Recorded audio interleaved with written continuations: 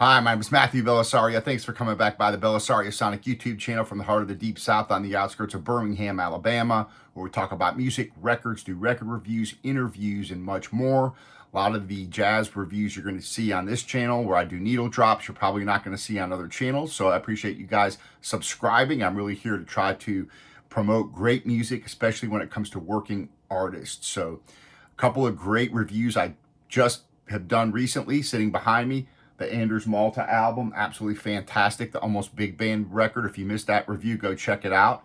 And by request, the Jacob Went Silver Street that's sitting back behind, an absolutely awesome album. So I think Michael comes on this channel for giving me that recommendation. I've got also the Rufus Reed will be coming up here soon. So stay tuned for that. This is also by request. So if you guys have any other albums you guys want me to review, leave it in the comments.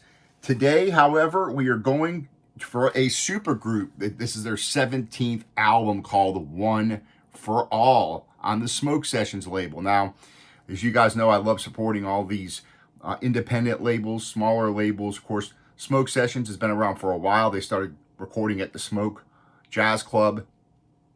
That's where a lot of the recordings are made. This one, however, is made at Sear Sound Studio C in New York City. It was recorded September 27th, 2022. So this one was made in Sear Sound Studio C.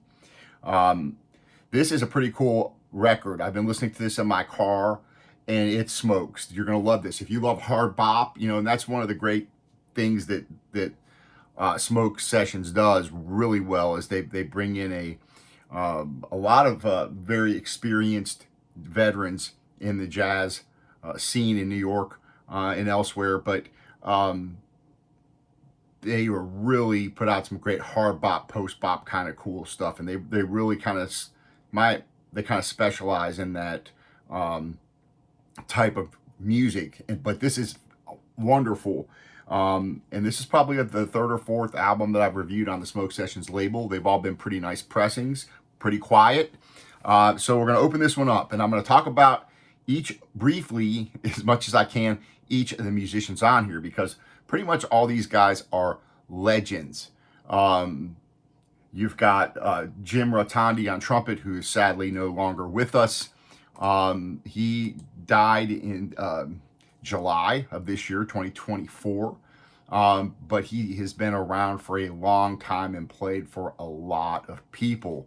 And I've seen his name here and there on different albums because, if you look at him as a sideman, he's probably on, I don't know, 200 records that if you go through the discography here, he's on a lot of albums. He's got probably, 16 of his own as a leader, and then you've got all these as a sideman, including this band, who basically has been with this One for All band since it started in 1997. So this band was comprises of Eric Alexander on tenor saxophone, Jim Rotondi on trumpet, Steve Davis on trombone, David Hazeltine on piano, John Weber on bass, Joe Farnsworth on drums. And this is kind of like, to me, a modern day type of Art Blakey type band, but it's pretty consistent in the members. So, these same guys have been with the band pretty much since it started. So, in 1997. So, if you look at Jim Rotondi, he's been around. He's played with Eric Alexander, Charles Earland. He's played with all of his, basically all of his peers, Mike LaDon. He's played with Lionel Hampton, though. George Coleman, of course, who is also on this album on 3 tracks. And the name of the record, of course, is called Big George. He's played with Cecil Payne. If you go down the list, it's pretty impressive. He's played with everybody over many years. So sadly, he's no longer with us. So this is the last record that you're going to hear him on in this band. Eric Alexander, not much needs to be said about him if you're into modern jazz. He's born in 1968. He's from Illinois. He is pretty much plays in that bebop straight ahead type of jazz. He's on a number of albums. I mean, it's countless almost. It's hundreds, literally hundreds of records he's been on. He's got, I didn't count them all, but it looks like at least maybe 30 to 40 of his own albums as a leader, starting all the way back in 1992. And so he's been a pretty prolific artist. I mean, he's recorded with, again, all of the peers that are on this record: Charles Earland, David Hazeltine, Joe Farnsworth, the drummer on this. But he's played with, Mike LaDon. He's played with Harold Mayburn on like 7 records. Jimmy McGriff, he played on an album. He's played on Cecil Payne, a few of his records, on Jim Rotondi's albums with him. And then you've got just a list of other people like Pat Martino, Peter Bernstein, Jimmy Scott, Junior Mance, Jimmy Cobb. I mean, it's a huge list here, so I won't bore you by reading them off, but you can go do a little investigation for yourself. Steve Davis, trombonist from Massachusetts. He's been around for a while. Not quite as an extensive list of a discography, but still pretty impressive. A lot of his own as a leader, probably close to 15 to 20. And then several as a sideman. He actually played with Art Blakey on a couple of tunes, Jackie McLean, or a couple of records, Jackie McLean, and again, pretty Harold Mayburn. So he's been around for a long time. David Hazeltine is a pianist composer from Milwaukee, Wisconsin. Again, he's also has a pretty extensive career here, especially as a leader or co-leader. He's got quite a few albums, and he's played with a lot of different people as well. John Weber on bass, who I'm not very familiar with. He was born in 1965 in St. Louis, Missouri, and of course he lives in New York City now. But he's played pretty much as a sideman with different people, primarily though with Eric Alexander. He played with Etta Jones on several records, with Harold Mayburn on like seven records, and Cecil Payne. So he's also been around for quite a while. Joe Farnsworth, wonderful drummer, and he was born in 1968 in Massachusetts. And he's only got a few as a leader. He's got like 5 records as a leader, but as a sideman, he's played with a ton of people, including a bunch of Eric Alexander albums, Steve Davis albums. He's played on Benny Golson's records, Mike LaDon, Harold Mayburn, several of them, Cecil Payne, Pharoah Sanders, Cedar Walton. So he's got quite an extensive discography as well. So finally, we have George Coleman. And George Coleman, of course, he's been around for a long time. He's 89 years old, and this album's kind of a salute to him. He was born in Memphis, Tennessee, and if you look at his discography, it's also pretty impressive. As a leader, there's probably 15 albums here. As a leader, and as a sideman, he's played with everybody. He's played with Chet Baker, Roy Brooks, Miles Davis, Joey DeFrancesco, Charles Earland, Red Garland, Slide Hampton. Played on a Herbie Hancock album, Maiden Voyage. He's played with Ahmad Jamal, Elvin Jones, Booker Little, Harold Mayburn, Jack McDuff, Charles Mingus, Lee Morgan, and really the list goes on. Max Roach. So this is a prolific group of jazz musicians. These guys are all well seasoned. They've all been playing for a long time. So I'm going to open this up. I know I've been jabbering too long now.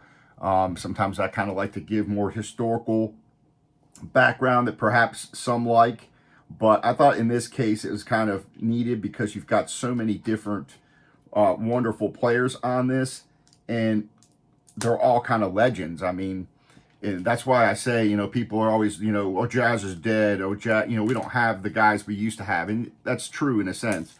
Well, jazz is not dead. That's not true. But of course, a lot of the legends we've lost, including like 3 recently, right? So, but there are musicians out there that have filled in picked up where those guys left off, and they're making great albums like this. So, and there's a lot, and these guys are well seasoned, but there's a lot of young musicians, and you guys have seen them on this channel that are making great music. Great jazz music. So jazz is alive and well. And I think personally it's doing better than it's probably, has at any time. Yeah, it's not the like at the height of the swing era where it was all over the, was the popular music of the day.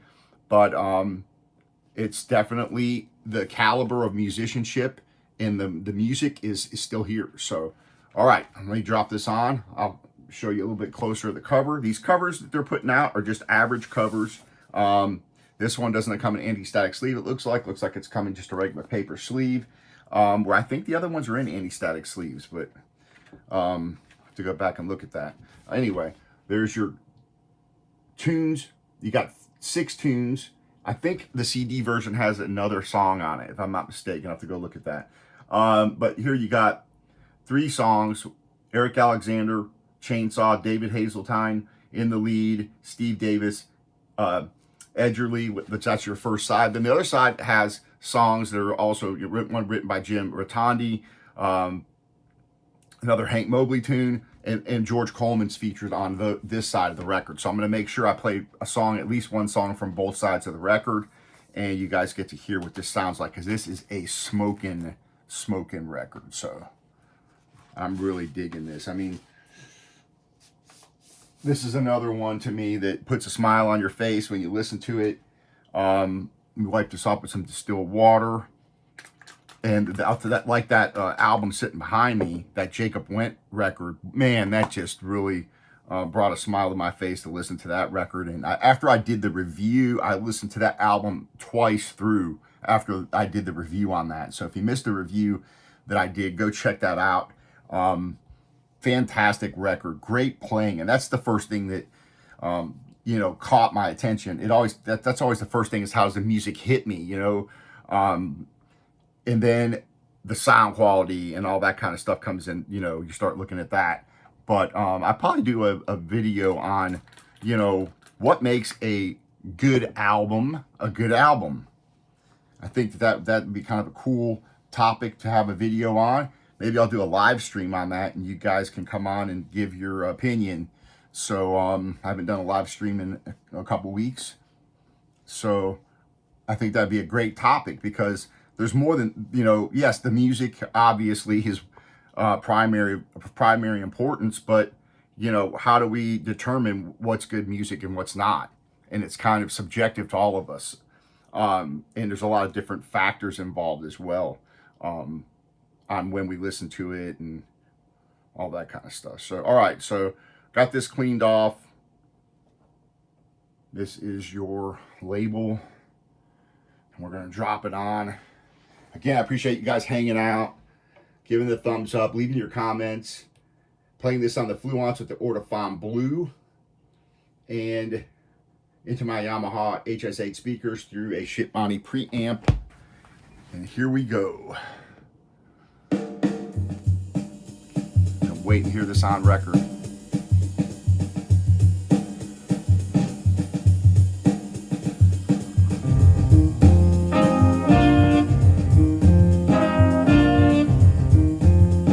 lot of catchy heads on this album.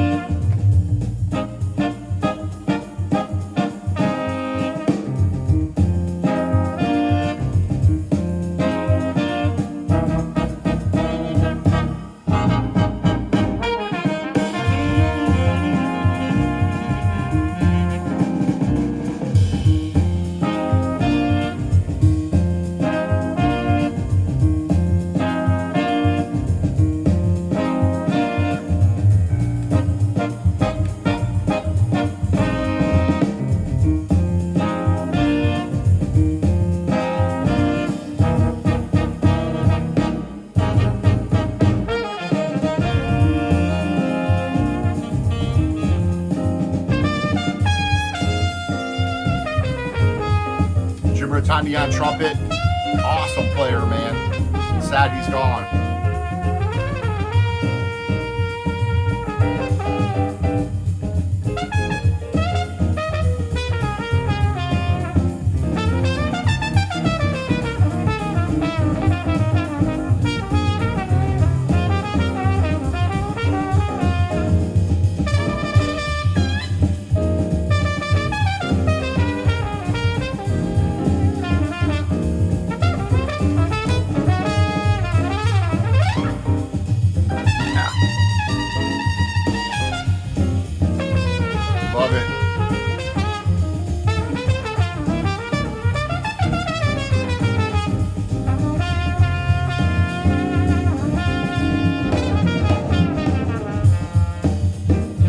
Nice sounding recording.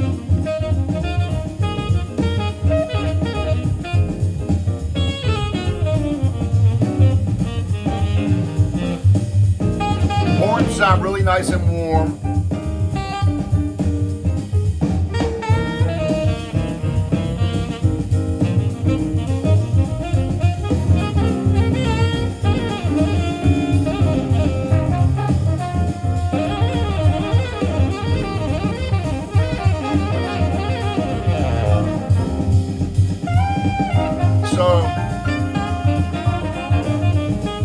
It's a pretty nice warm sounding album. I like the mix. I would prefer to hear a little more bass punch through personally,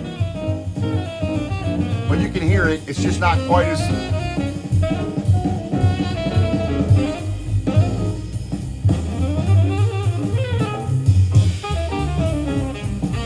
it might be the bass tone. You know, it's more of a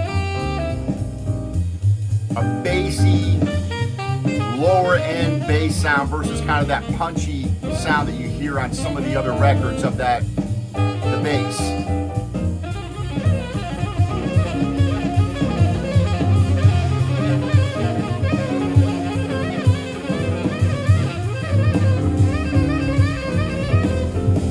It's Eric Alexander, man. Awesome. Probably one of the best saxophone players out there right now. The guy's incredible.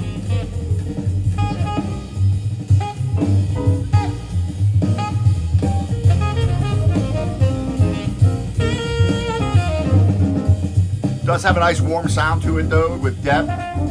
My only critique would be that the bass could punch through a little better. Other than that, it's a great sounding recording. I mean, I'm really digging it. And you can kind of feel the bass more on the lower side. It just doesn't have more of there's not as much mid-range in that bass as you hear on some others.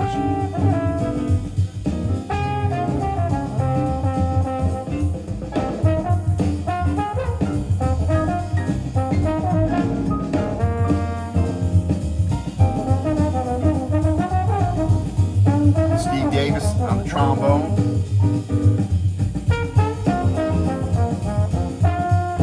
So yeah, kind of has that Art Blakey kind of feel to it, I think. I'm digging it.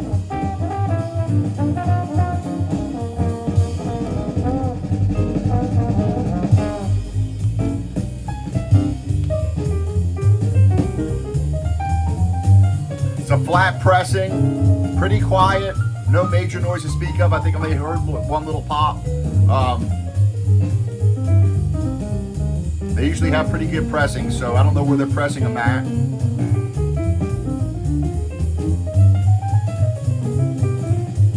This has been mixed and mastered by Christopher Allen.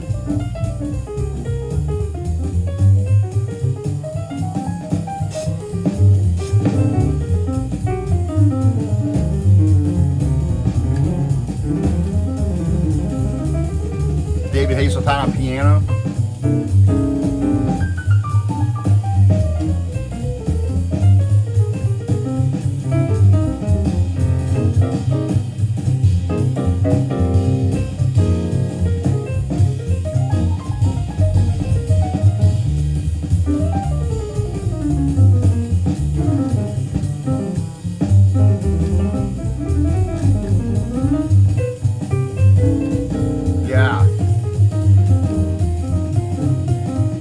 Great one for straight ahead fans. This is awesome. I'll let it play into the next tune and then I'll flip it over and we'll listen to a song off the other side with George Coleman playing on it.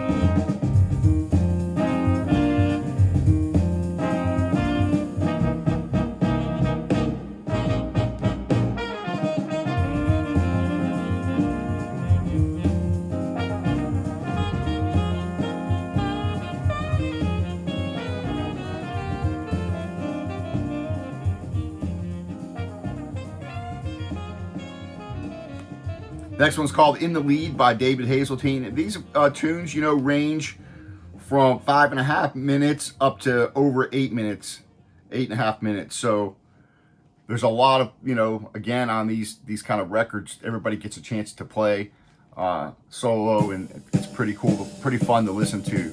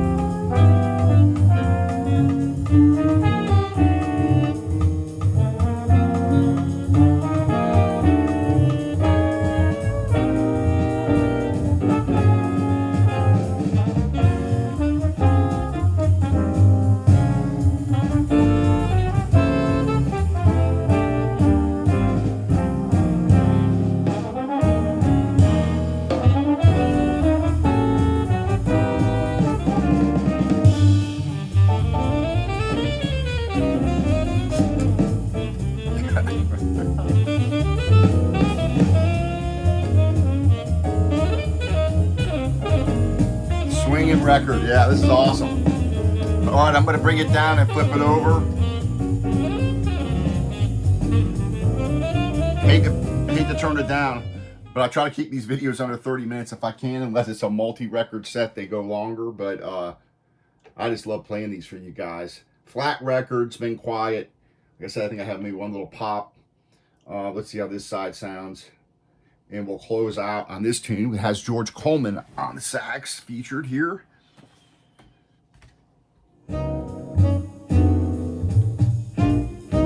This one's called Oscar Winner.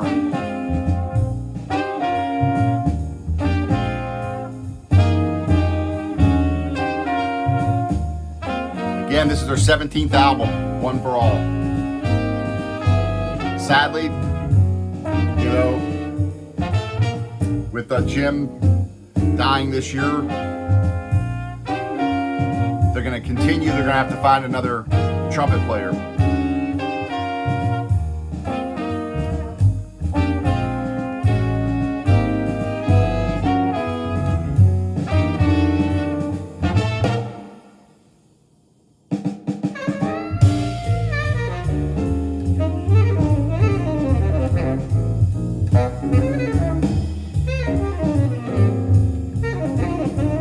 A lot more stuff coming your way, a lot more jazz. Of course, as I said, we got the Rufus Reed coming up. Stand by for that. Got the Satchmo plays King Oliver coming. Stay tuned for that. A Dave Brubeck and a Chet Baker. This is pretty freaking cool here. Even if you're not a Brubeck fan, I think you're going to like it. This is one I'm going to be opening up and listening to very soon. And much more. Got Chet Baker, another Chet Baker down here. Just got a 4-record set in a Frank Kimbrough that I'm going to open up and share with you guys. Really excited about this. So a lot of stuff coming your way. Make sure you subscribe and give it a thumbs up, and most of all, leave your comments. I love hearing from you guys. More interviews on the way. If you missed Corey Weed's interview this past weekend, 2 parts. One talking about his making of his record Home Cooking, which is a very interesting story. And then all the upcoming records for the end of 2024. So you're going to want to go check those out.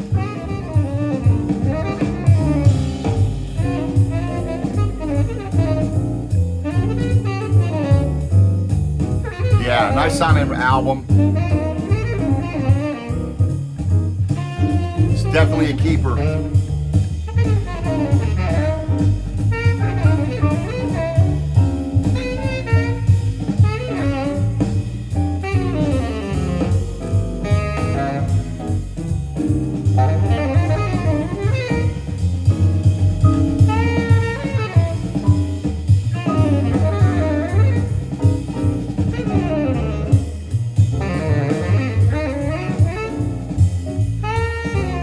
Sounds nice. I mean, it's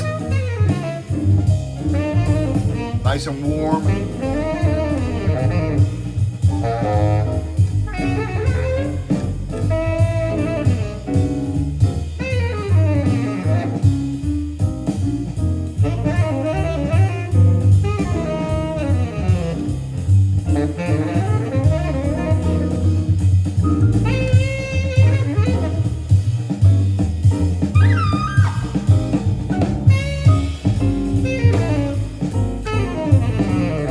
Alright folks, I think you got a pretty good idea of what you get here if you pick up this album. It's smoking, it's swinging.